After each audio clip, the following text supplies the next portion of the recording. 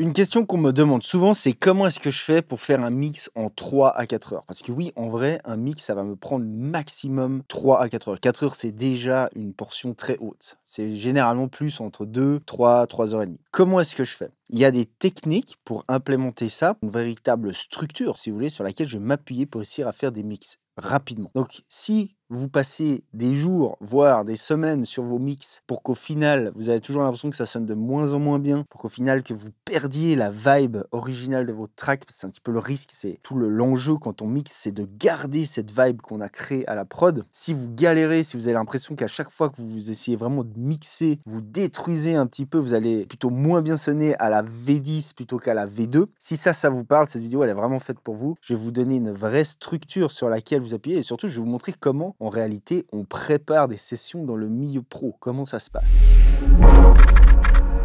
Alors, je vous vois venir, il y en a dans les commentaires qui vont s'exciter, qui vont dire « Non, un mix, ça met 8 heures, blablabli, c'est impossible à faire en 2-3 heures. » Eh bien, détrompez-vous les mecs, je vous garantis, allez checker un petit peu comment ça se passe dans le milieu professionnel. Un mix, ça va vite, mais pour autant, faut-il être organisé? Faut-il voir encore comment mettre ça en place pour arriver à faire des mixages rapidement? La première chose qu'on pourrait se poser comme question, c'est pourquoi est-ce qu'on veut mixer rapidement? En réalité, le plus vous mixerez rapidement, le meilleur seront les résultats, tout simplement parce que vous gardez l'essentiel en tête, c'est-à-dire la big picture, c'est-à-dire comment ça sonne dans son ensemble. Et finalement, c'est ce qui est le plus important. En fait, les détails, genre comment est votre snare, blablabla, tous ces petits trucs, c'est pas réellement important si on perd la notion de la big picture. Ce qui compte, c'est comment est la vibe du track, comment est-ce qu'on écoute ça dans son ensemble, comment est-ce qu'on ressent la musique dans son ensemble. Et si on a ça juste là, seulement là, on peut aller dans le détail et se peaufiner sur des petits trucs. Le problème, c'est que souvent, les gens font l'inverse. C'est-à-dire qu'ils vont d'abord aller dans le micro-détail et du coup, ils vont perdre complètement cette notion de la big picture et ils vont en fait amener le mix petit à petit dans un endroit où il ne doit pas aller tout simplement. Et ils vont perdre la vibe globale du track. Voilà pourquoi on a intérêt en fait à bosser vite. Si on résume le mixage, qu'est-ce que c'est concrètement? C'est prendre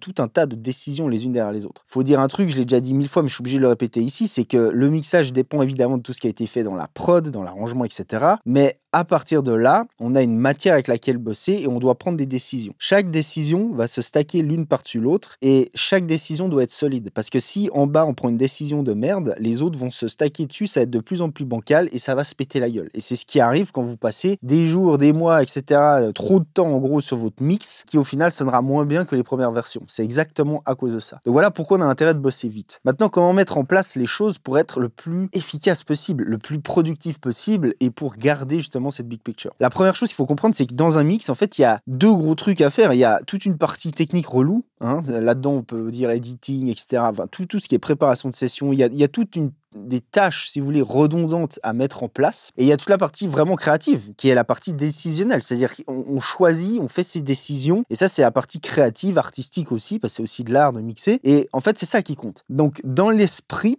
l'idée principale, c'est de pouvoir au max séparer ces deux trucs. C'est-à-dire que le but ultime, c'est que quand vous mixiez, vous ayez qu'une seule chose sur laquelle vous concentrez, c'est choisir qu'est-ce qu'on fait vraiment avec son mix et que vous n'ayez jamais à rentrer dans un truc genre éditer, genre aller dans des sous-menus, chercher des trucs, même ne serait-ce qu'aller chercher des plugins dans des listes. Rien que ça vous défocus de votre objectif principal qui est de prendre des bonnes décisions et d'amener le mix là où il doit aller le plus rapidement possible. Donc dans l'idée, ça va passer par de la préparation. Vous voyez ça comme en gros un bon bûcheron. Il y a les mecs un peu teubés qui vont y aller avec une hache mal aiguisée puis qui vont essayer de taper toute leur force sur les bûches pour au final beaucoup plus se fatiguer et au final couper moins de bois. Et il y a les mecs un peu plus smart qui vont perdre un petit peu de temps au début à bien aiguiser leur hache, d'accord? Mais par contre, quand ils vont couper du bois, ils ont plus qu'un seul truc en tête, c'est couper un max de bois et là ils sont ultra focus et ils vont couper au final bien plus de bois. Vous voyez ce que je veux dire? C'est un petit peu le même principe. On va perdre un petit peu plus de temps au début. Ça peut paraître un petit peu contre-productif parce qu'on va se dire ouais non mais ça ce genre de truc on perd du temps, c'est con. Mais au final, ce temps, on le gagne de ouf après parce que tout ce qu'on va faire derrière, ce sera que du décisionnel, que de l'artistique, que du créatif. La première chose à faire, les amis, c'est préparer votre session pour le mixage. C'est-à-dire qu'il va y avoir un moment, en gros, que vous mixiez pour vous, que vous ayez produit ou que vous mixiez pour quelqu'un d'autre. Dans l'idée, c'est la même chose. Il y a un moment, il faut tout rendre en audio. D'une part, il faut avoir que de l'audio. Il faut tout éditer. Et quand je parle d'éditer, c'est faut checker chaque piste, tout éditer, tout cleaner, faut cutter les silences. Dans votre session, vous voulez pas avoir des pistes audio longues comme ça, vous savez pas où est l'audio réellement avec des gros silences dedans. Vous voyez ce que je veux dire? Vous voulez que les parties où il y a de l'audio sur chaque piste. Pourquoi? Parce que c'est une aide visuelle, vous savez exactement là où est quoi. Donc vous voulez tout éditer, vous voulez tout cleaner, vous voulez tout rendre en audio. Ensuite, vous voulez créer une structure de routing, de signal flow dans votre mixage. Super important. Vous pouvez avoir des templates de mix si vous aimez bien avoir des templates. Les templates sont un fabuleux outil pour ça, pour gagner un temps. Alors les templates, typiquement, pour ceux qui ne connaîtraient pas, c'est en gros, on prépare des sessions de mixage vides dans lesquelles il n'y a pas d'audio, il n'y a rien. Mais on prépare déjà les pistes, on renomme déjà les pistes, on met déjà des couleurs, on fait déjà tout ce qui est routing, c'est-à-dire qu'on aura par exemple, je sais pas, 15 pistes de drums déjà nommées, kick, snare, hat, etc., qui elles-mêmes sont regroupées dans un groupe qui lui-même est déjà nommé drum bus, qui lui-même repart dans le master. Vous voyez, tout ça, c'est déjà fait. Et quand on mixe, en fait, on n'a plus qu'à importer notre son, faire l'édit,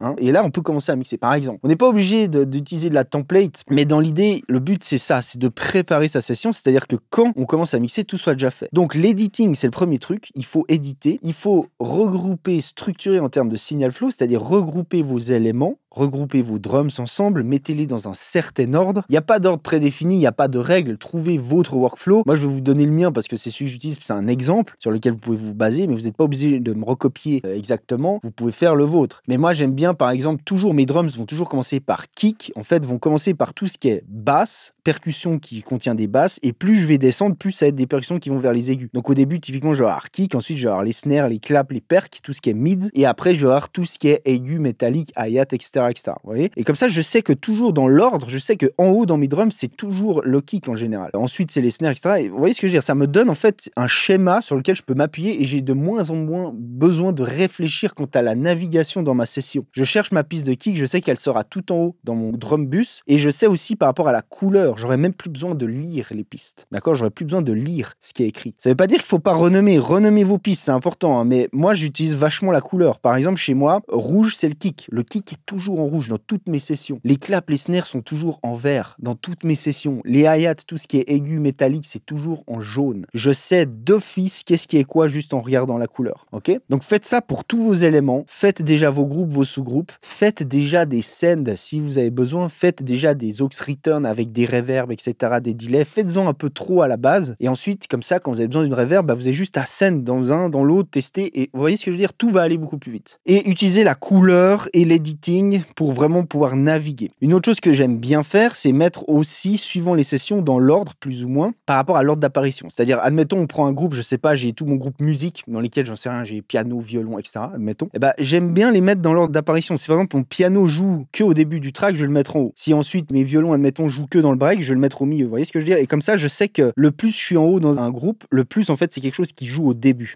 à chaque fois. Alors, ça, c'est un petit truc con, mais en vrai, entre le fait que ce soit nommé, le fait que ce soit bien édité, qu'il n'y ait pas que des longs fichiers audio comme ça où je ne sais pas où est l'audio, et le fait d'avoir la couleur plus l'organisation par rapport à l'ordre d'apparition, je vous garantis qu'au final, à chaque fois que je cherche un élément dans mon mix, à chaque fois que je navigue en fait dans mon mix, je gagne littéralement des secondes à chaque truc. Et au final, tout ça, ça s'accumule. Et c'est aussi une forme de charge mentale en moins. Il n'y a rien de pire quand on a une idée, on sait, ah ok, je sais ce que je veux faire, j'ai une idée, bim, je vais la mettre en place. Merde, où est mon piano? Et je cherche, et ah putain, je scroll, je machin. Il n'y a rien de pire que ça. Ça vous défonce votre flow artistique, ça vous défonce en fait toute cette partie créative, tout simplement. Donc le principe de toute cette organisation, c'est d'éviter ça au maximum. Et ça, je vous garantis que déjà, ça fait toute la diff. Ça vous permettra vraiment de naviguer rapidement, de pouvoir en fait le plus rapidement, dès que vous avez une idée créative, partir de votre cerveau avec l'idée et d'aller jusqu'à vos mains et l'implémenter dans votre dos. Le but, c'est de réduire cette distance au max. Une autre chose aussi que j'aime bien, c'est d'avoir par défaut sur toutes mes pistes d'office des outils. Par défaut, je vais avoir des Pro Q partout, je vais avoir des channel strips si j'aime bien avoir des channel strips, peu importe. Mais je vais déjà avoir en fait les bases d'outils que j'utilise tout le temps, par défaut, off sur chaque piste. Ça, pareil, j'ai pas besoin à chaque fois de dire ok, je veux un Pro Q, je vais aller dans mon truc chercher un Pro Q, le drag and dropper ou faire Hunter, ou tout ce bullshit, je l'évite au maximum. Alors moi, j'ai réglé ça aussi avec mes Stream Deck, c'est-à-dire que j'ai tous mes Stream Deck devant moi, et pour appeler des plugins, je vais jamais aller taper quoi que ce soit, j'ai juste à appuyer sur des boutons et c'est super rapide. Donc voilà, c'est une autre manière d'arriver à ça. Vous n'êtes pas obligé de faire ça, mais vous avez le principe, encore une fois. Une autre chose aussi qui est importante à dire, c'est le côté référencement. Référencer, si vous avez des tracks de référence, utilisez des plugins comme genre AB Metrics par exemple. qui vous permet d'un clic, d'un bouton, juste de comparer comme ça, très facilement. En fait, rendez tout le plus facile possible d'accès et vous allez voir que ça va vraiment vous aider dans le processus créatif. Il y a des trucs aussi tout cons, mais c'est par exemple, une fois que j'ai fini mon mix, que j'exporte, je vais jamais avoir besoin genre de créer un dossier qui va s'appeler master ou peu importe. Tout est déjà créé. En fait, quand j'attaque un mix, j'ai déjà une forme de template, c'est-à-dire que j'ai déjà un dossier en fait, qui contient tous les autres dossiers, qui va avoir un dossier qui s'appelle print, où je vais mettre tous mes prints, qui va avoir un dossier qui s'appelle master, où je vais mettre tous mes exports master, qui va avoir un dossier où je vais mettre tous mes samples, etc. Tout ça, c'est préfait. J'ai plus qu'à dupliquer ce dossier source où il y a tout dedans. Je crée ma session, j'importe mes pistes, je sauve ça là-dedans, et ensuite, il faut préparer la session, faire l'edit et faire tout ce que je vous ai dit, bien entendu. Ou alors, j'utilise aussi une template dans laquelle j'ai déjà tout qui est préparé, et je drag and drop simplement mes pistes au bon endroit. Vous voyez ce que je veux dire? Mais le principe reste le même, c'est-à-dire qu'au max, tout est préfait, tout est pré-mâché. Et un autre truc aussi, c'est que je vais séparer souvent les deux. C'est-à-dire que si, admettons, j'en sais rien, je vais avoir 3 mix à faire dans la journée, par exemple, 2-3 mix à faire dans la journée, bah, je vais tout batcher. C'est-à-dire que je vais préparer les 3 sessions en même temps. Je vais faire ça au début, ou alors si c'est mon assistant qui le fera, ce sera mon assistant, mais peu importe. Le principe sera de séparer les deux et de, quand j'ouvre la session, quand je mixe, la seule chose que j'ai à faire, c'est mixer. Et c'est pour ça que ça va très vite. Parce que du coup, tout est fait. J'ai plus qu'à vraiment choisir. Je fais ma balance. Mes EQ sont déjà ouverts. Tout est fait, tout est préfait. Et j'ai vraiment plus qu'à faire la décision. J'ai plus qu'à prendre les décisions, à être sur le côté créatif uniquement. Et là, je peux aller très vite. Et c'est comme ça qu'on a le meilleur résultat. Et je vois trop de personnes, en fait, être dans un micmac où ils font tout en même temps. Et du coup, ils perdent complètement le flow créatif. Ils ont absolument pas compris ce principe que le côté créatif, en fait, c'est vraiment comme une sorte de flamme qu'on a, qu'il faut maintenir. Mais cette flamme, dès qu'on sort de ce truc et qu'on fait un truc purement technique où on n'a plus besoin d'être dans le créatif, elle va s'éteindre tout de suite. Et si elle s'éteint, on perd le flow, il faut remettre de l'énergie pour la réactiver. Vous voyez ce que je veux dire? Le but, c'est qu'une fois qu'elle se met à s'activer, on reste dessus au max, on ne défocus plus de ça, quoi, jusqu'à que le mix soit terminé. Ok? Donc ça, c'est clairement comme ça, en fait, qu'on peut faire des mixages rapides. Alors, bien entendu, ça paraît être facile de dire ça comme ça, parce que ça implique aussi d'avoir des skills, on est bien d'accord, hein. Quand vous mixez, il faut savoir quoi faire, comment le faire, etc. Et c'est pour ça, d'ailleurs, exactement que j'ai créé ma formation Mixage Ultimate, qui vous permettra justement d'obtenir tout ça, d'obtenir ensuite une vraie structure d'apprentissage et une vraie structure sur comment attaquer un mix. Hein, pour faire simple, je vous l'explique, c'est pas un secret. Hein. Le but, c'est de créer un ancrage et donc c'est généralement l'élément le plus important. Et cet ancrage, on va construire le mix dessus. Ce qui fait qu'en fait, on a une structure sur laquelle on peut s'appuyer tout le temps. Et peu importe le genre de musique, peu importe, hein, ça c'est complètement indépendant. Hein. Ça, c'est un autre truc, je fais une petite parenthèse, c'est du bullshit total de dire pour mixer tel genre, c'est telle technique. Non, rien du tout.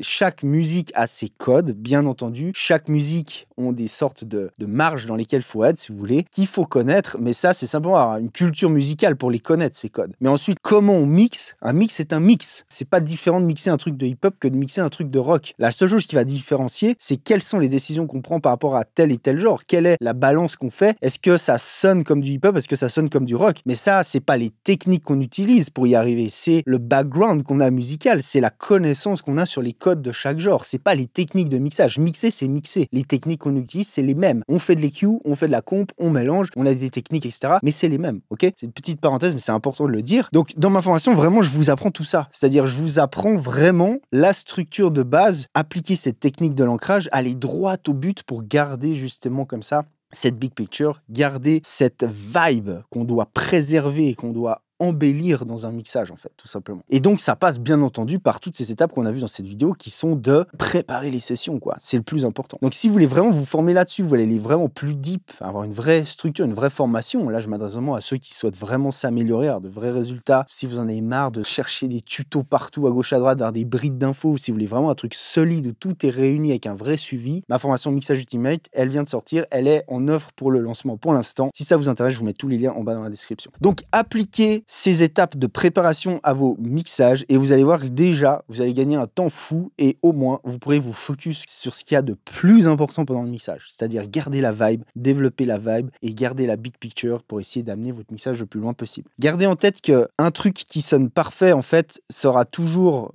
inférieur à un truc qui est imparfait mais qui a une vibe. La vibe, c'est le côté artistique, c'est le côté ressenti global de la musique, c'est toujours beaucoup plus important que le côté technique. Bien évidemment, si on a les deux, c'est beaucoup mieux. Mais à choisir entre le côté bien sonné technique et le côté grosse vibe, idée artistique, faut garder l'idée artistique. C'est ce qu'il y a de plus important, ok? Et donc, le but de toute cette préparation, c'est de vous focus là-dessus. C'est d'amener ensuite la technique là-dessus. Mais pour ça, bah voilà, il faut séparer un petit peu les deux. Et comme ça, vous verrez que vous pourrez mixer bien plus rapidement. Si vous voulez aider le channel, je vous fasse plus de vidéos de valeur comme celle-ci, vous pouvez laisser simplement un like, un petit commentaire, ça aide, c'est gratos pour vous, ça vous coûte 0. C'est toujours apprécié d'aider, hein. Lâchez-vous dans les boîtes à commentaires avec les pouces bleus, etc. Si vous voulez d'autres vidéos de ce genre, je vous propose cette playlist. Les gens, c'est Igor chez Strop Studio, je vous dis à plus, ciao.